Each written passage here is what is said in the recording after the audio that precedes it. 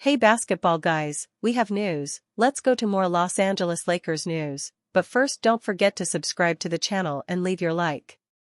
A big man will be needed to make this Lakers team feared and favored. Many names are being mentioned, but a new center doesn't necessarily need to be a big star. He needs to be a big man, a rebounder, who can defend and open up space for Luka Doncic. Clint Capella is the type of player who has many advantages to help the Lakers win the expected 18th title. Clint Capella will be pursued by the Lakers. The Los Angeles Lakers have dealt with a massive, Anthony Davis-sized hole at the center position since the 10-time All-Star was shockingly dealt prior to the February 6 trade deadline for ex-Dallas Mavericks superstar Luka Doncic, and the team will certainly look to make necessary adjustments this summer. In order to provide both Doncic and four-time NBA champion LeBron James with a major big man upgrade in the wake of Davis's departure, the Lakers' general manager may look to acquire a former Defensive Player of the Year candidate and rebounding champion from the Atlanta Hawks, Clint Capella, in unrestricted free agency. As a versatile rebounder, defensive presence, and capable finisher at the rim, Capella could be the perfect addition for a Lakers team boasting two generational playmaking talents in Doncic and James. In his 11th campaign at 30 years old, the 6'10" big has contributed 8.9 points, 8.5 rebounds, and 1.0 blocks while shooting 55.9% from the field in just 21.4 minutes of action for Atlanta. Though he arguably offered his most productive NBA season with the Hawks as a sixth-place finisher in Defensive Player of the Year voting and league leader on the boards with 14.3 rebounds in 2020-21, Capella is more well-known for his tenure with the Houston Rockets from 2014 to 2020. Capella was former MVP James Harden's main partner in the pick-and-roll game, which ended with the Swiss big man being the beneficiary of plenty of alley-oop dimes from the talented facilitator. It likely would not take long for the Lakers' superstar tandem to develop incredible chemistry with Capella as a roller, as his main function has been to catch lob passes from the Hawks' four-time All-Star and talented passer Trae Young even after his Rockets career came to a close. Capella's sensational shot-blocking skill and rebounding prowess would also work wonders for a Lakers team looking to win a championship while severely lacking in both categories.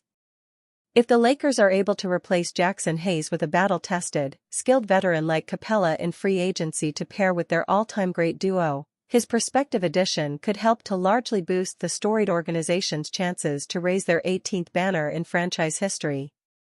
Latest stretch proves Lakers were right all along with controversial non-move. He's on a heater.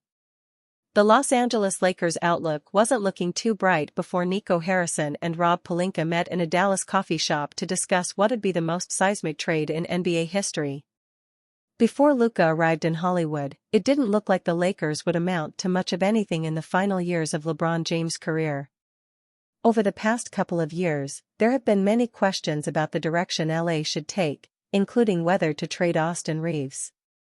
The 26-year-old is in his fourth season with the Lakers, and his name has been wrapped up in trade speculation for a large chunk of that time. LA refused to part with Reaves in a trade for De'Aaron Fox before he was sent to San Antonio, a decision that looks smarter by the day. Los Angeles has its franchise player to lead the team past the LeBron era in Luka, and Reaves' latest stretch has proven that he's more than worthy of hanging around in LA, too. Reaves is averaging 28 points, 7.6 assists, and 7.0 rebounds per game in the last 5 contests with LeBron sidelined, shooting 48.5% from the field and 40% from three. He's exceeded 30 points twice during that span: 37 against Denver, with LeBron and Luka out, and 30 against San Antonio. Austin Reaves is playing the best basketball of his Lakers career. Jovan Buha of The Athletic said earlier this month on his podcast that LA is expected to offer Reaves a 4-year extension worth around $88 to $90 million when he becomes eligible in July. Buha also said he expects Reaves to decline that offer and test free agency next summer, 2026, when he can decline his $14.9 million player option for 2026 to 27. Reaves' value has risen significantly over the past couple of months and even more so the past week. The Lakers are in the midst of a brutal stretch in their schedule, playing 6 games in 8 days, and Reeves has shined in every game but one so far. They played 4 games in the last 5 days, and Reeves has yet to cool off. Reeves turned into a fan favorite in LA after going undrafted. He signed a 2-way contract with the Lakers and earned a standard deal less than 2 months later. Reeves went from a no-name to one of LA's most important players. It's wild to think that the Lakers could have traded him when things looked bleak, but luckily, that never happened. Reeves is where he's meant to be, repping the purple and gold in LA. Hopefully, that doesn't change, at least not for a while. Austin Reeves' recent success showcases post-LeBron James era potential for Lakers. Los Angeles may already have their future secured. The duo of Luka Doncic and LeBron James is undoubtedly one of the best in the entire NBA. Unfortunately for the Los Angeles Lakers, James cannot play forever. Well, the 21-time All-Star probably could, to some degree, just not at the superstar level that is expected of him now. When James does inevitably retire, the Lakers will be in search of a running mate for Doncic.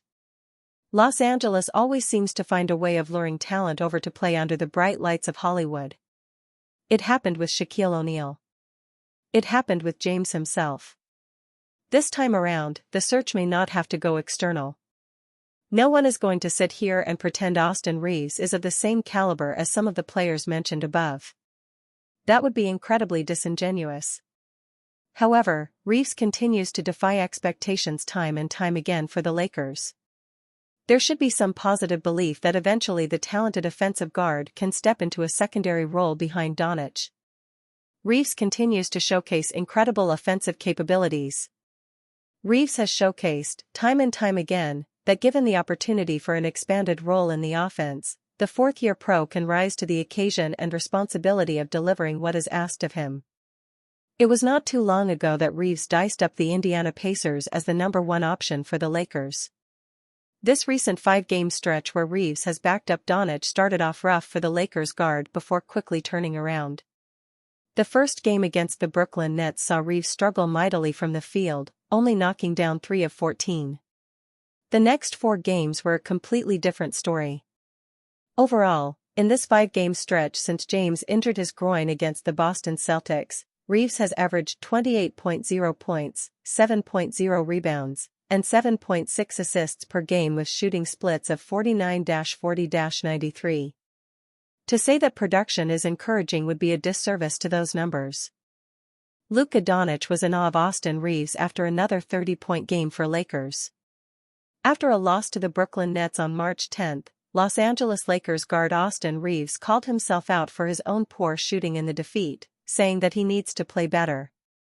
Since that loss, Reeves has scored at least 28 points in 4 straight games, including 2 30-point games in that span, while shooting 52.9% from the field.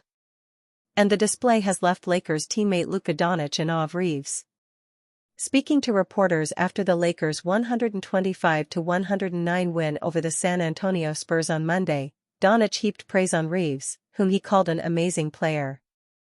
"I mean, this guy just scored 30 in his 4th game in 5 days, Doncic said when asked what he likes about how Reeves approaches the game. "That explains everything. He's an amazing player. For him to go undrafted is unbelievable. It's not easy to go undrafted and then play at this level. It's amazing just to be by his side."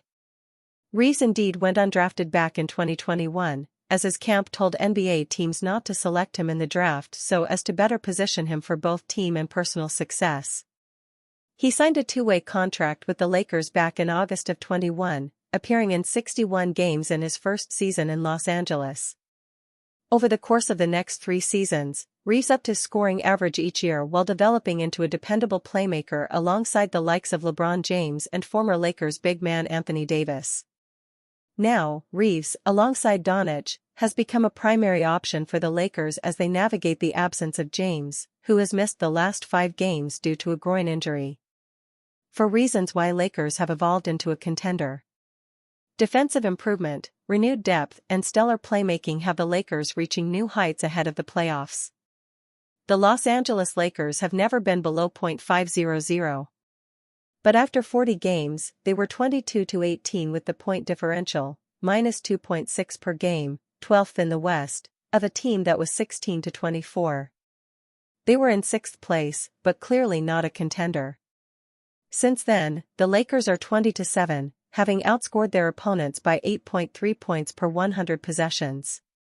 Only 3 teams have a better record and only 2 have been better statistically over the last 2 months. Along the way, of course, the Lakers acquired Luka Doncic, giving them a higher ceiling, especially offensively, than they had previously. Here are some notes, numbers, and film on how the Lakers are set up for their final 15 games and the playoffs. 1. Defensive improvement inside and out. Improvement since those first 40 games has come on both ends of the floor, but there's been a much bigger leap on defense, where the Lakers rank second over the last 2 months.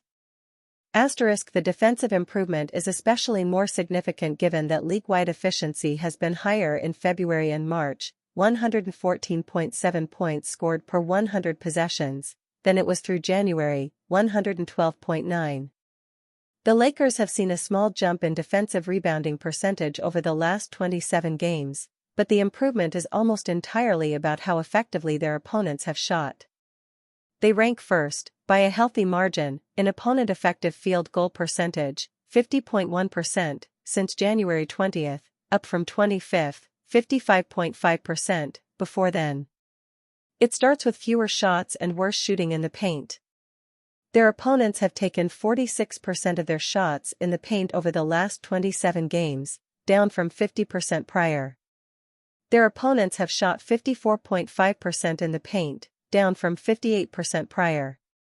The Lakers have allowed more shots from the outside over the last 2 months, but their opponents have shot 32.5% from three-point range, second lowest, since January 20, down from 36.6%, 23rd, before then.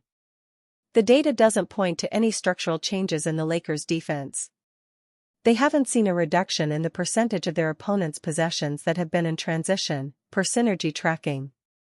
They haven't made significant changes in defending pick and rolls, per second spectrum tracking. They've been a switch-heavy team all season.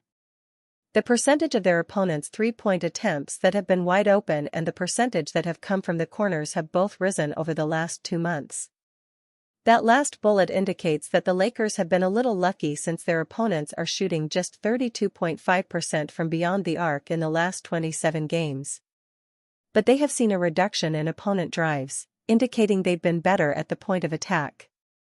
2. Working harder, and having the personnel, to get stops. The Lakers' last win before LeBron James' injury came on March 6, when they held the Knicks' top 5 offense to just 49 points on 54 possessions after halftime. Gabe Vincent did a terrific job navigating screens set for Jalen Brunson, but when those screens were set by the guy Doncic was guarding, Doncic would usually switch. That was the case on a possession late in the fourth quarter. After Doncic switched to Brunson, Jackson Hayes ignored his man, Josh Hart, to zone up behind the ensuing isolation. Hart countered by setting a flare screen to free up Mikal Bridges. 3. Three playmakers are better than 2. When the Dallas Mavericks reached the 2024 NBA Finals, they did so by scoring 10.7 more points per 100 possessions in the conference finals, 118.3, than the Minnesota Timberwolves had allowed through the first 2 rounds, 107.6. Doncic, of course, was the leader in both time of possession and usage rate, among all 4 teams, in the conference finals. Doncic has held up okay defensively, but his biggest contributions to his new team have come on offense. Since his first game with the Lakers, February 10, the offense has been at its best, 116.1 points scored per 100 possessions, when he's been running it. But the Lakers have 2 other guys who can handle the ball. Since Doncic's first game, he, 6.9 minutes per game, Austin Reeves, 5.3, and James, 5.2, all rank in the top 25 in time of possession. When you have 3 guys that can handle the ball and make plays, 1. You can have at least 2 on the floor at all times. 2. You make it much more difficult for defenses to load up against your primary star. Or, how about using all 3 in successive actions to create open shots? 4. Size and more. A few more assorted notes on the Lakers. 1. Size matters. The Lakers traded Anthony Davis for Doncic, but they remain a big team, with Vincent, 6'2", the only guy in their rotation who's shorter than 6'5". Their preferred starting lineup goes 6'5", 6'6", 6'8", 6'9", and 7 feet, and they could certainly employ lineups where Doncic, 6'6", is their shortest player. 2. Home dominance. The Lakers have won 15 of their last 16 games at home, with the only exception being their loss to the Hornets in their last game before the All-Star break. But they've lost 4 straight on the road and have the league's biggest home-road differential regarding winning percentage, 27-7 versus 15-18. 3. Clutch success. While the Lakers are in 4th place and tied in the loss column with the 2nd-place Rockets, they still have just the 8th best point differential in the Western Conference, that of a team that's 38-29 instead of 42-25. They've lost their last 3 games, all on the road, that were within 5 points in the last 5 minutes, but still have the league's 5th best clutch record, 20-13. 4. Good against the best.